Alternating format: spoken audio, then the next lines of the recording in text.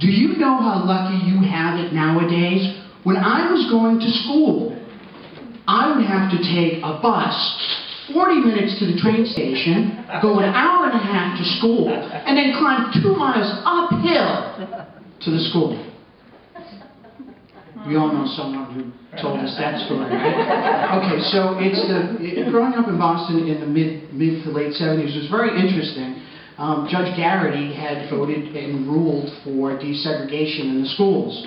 So my family, my parents, were fake Catholics. So they decided we need to take our children out of public school and put them into Catholic school. The problem was they couldn't find any Catholic schools near that had any openings because the Catholic schools were filled with everybody who didn't want to be desegregated, including Jews, Orthodox, everyone. So my parents found the 3 boys, I was the youngest of 3, Mount Alvernia Academy in Chestnut Hill, Massachusetts, which was about an hour and 45 minutes away from where we lived in Boston.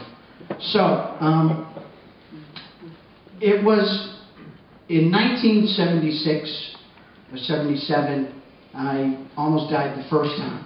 I fell 5 stories down an elevator shaft and almost died. So 2 years later, I recovered and everything was okay with me. But my parents were having trouble with my 2 older brothers. My oldest was a drug addict and had a very difficult time coping with life. My middle brother started to get in trouble and was arrested quite often. So being home was very difficult because all we did was fight as a family. And now it's about 1978, and you know, it's been a year of constant battling and fighting. And boy, did I love that journey to school, on the bus and on the train and walking up that hill because I wasn't home. And that was great. And when I would come home, I would make stops at the local game room. I would lie to my parents and say I have to do some stuff after school. And that was my life. And you sort of got into a routine because, you know, you get to know the bus driver very early. You want to sit in the same seat. And I was one of those neurotics, right? As a 12-year-old, I would have to have that first seat on the bus. And if someone was sitting in it, I'd be like, what are you doing? Get out of my seat.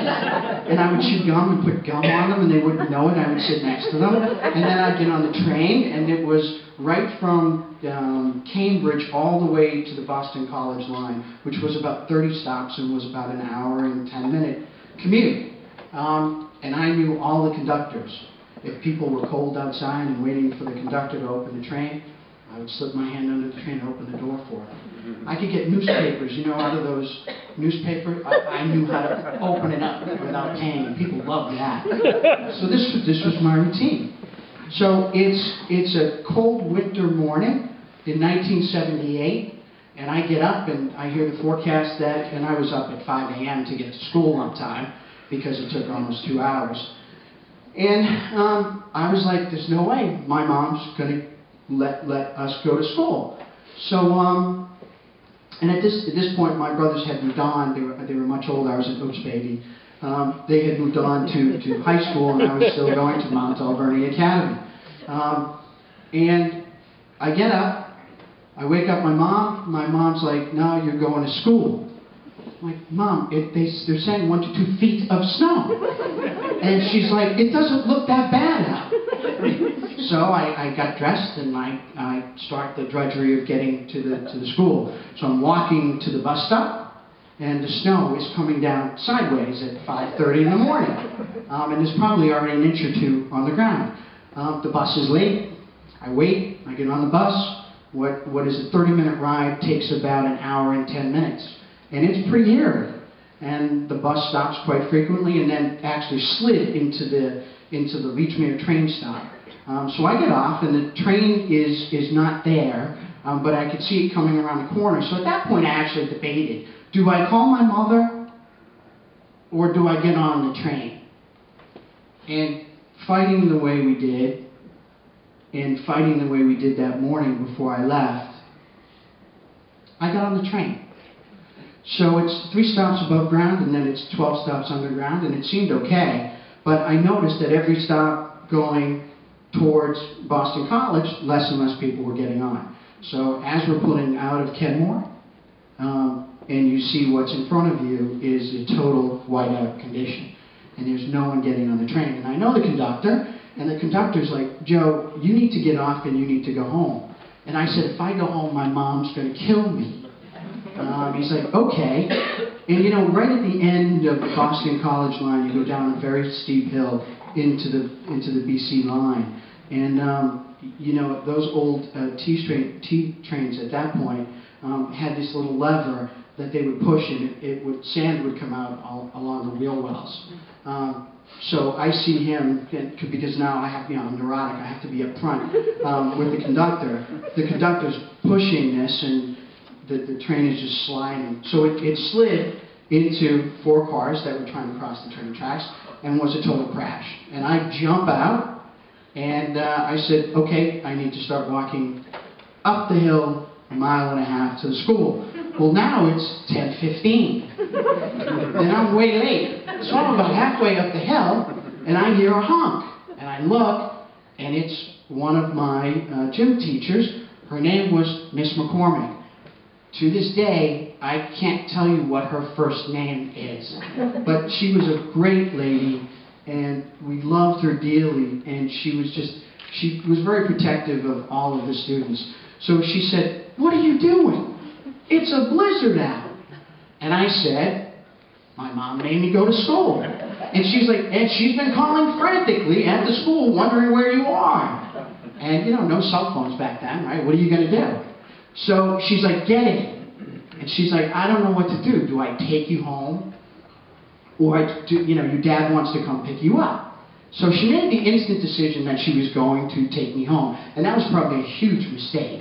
And she didn't realize it until it was too late. So she turns around, and she's got to make that trek going home to my house. And it's pretty dicey. And there's some accidents that she avoids. She goes through back roads. But at some point, we had to get on the highway, and she gets on the highway. And we go about 1 mile, and we're in the middle of nowhere now, and there are cars everywhere. So we come to a complete stop. And we sit there for 20 minutes, 60 minutes, 90 minutes, 3 hours. And the snow was just coming down. And now it's getting up to the door. So she gets out, and she tries to clean it. And we're there almost all night. And the snow is going above the car. Then at some point, we hear this big tractor coming. And then someone digging on top of the car, digging us out. And there's a police officer looking down, and I'm scared to death. And I'm like, boy, I didn't die in the elevator accident, but, you know, I'm going to die out there on Route 95. So the police officer looks down and says, sorry, I'm late. It was great. And he rescues us, and we get on the back of the tractor, and there's all sorts of people. And what I saw was absolute carnage. To give you guys an idea, 3,500 cars stuck. 50 to 70 inches of snow fell on Boston over a 3-day period. 16-foot snow drifts. Right? So I had to stay in a shelter overnight. And I get home, and there's my mom. What were you thinking? And I looked at her, and before I could say anything, she came over and she hugged me. And she squeezed me. And, you know, my dad converted the furnace. It was a coal-burning furnace, and I helped him do it. And it didn't run very well, and this really pushed it to the limit, and so there wasn't a lot of heat in the house. And my brothers were home because we were all stranded. And what we did is, my dad had an idea. He turned on the oven because it was electric, and we had power still, thank God. And he would pull the oven door down and turn it up as the broiler as high as he could. And the 5 of us sat around the stove, and we actually started telling stories to each other. And we were actually laughing at some of the stories. And we did that every night for 2 weeks. And I was absolutely thrilled to be home.